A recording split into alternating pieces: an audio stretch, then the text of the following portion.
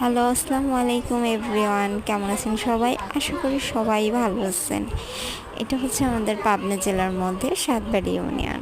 আর এটা হচ্ছে বয়েজ স্কুলের মধ্যে হয়। দেখতে খুব ভালো লাগে কিভাবে মানুষের শরীরের মধ্যে এইভাবে বড়শি দিয়ে করতে পারে। এটা না দেখলে কেউ বিশ্বাস করতে পারবেন না। আর এটা দেখতে হলে আমাদের সাতবাড়ি ইউনিয়ন বয়েজ স্কুল মাঠে আসতে হবে। আর অবশ্যই আসবেন দেখার জন্য, দেখতে খুব ভালো লাগে।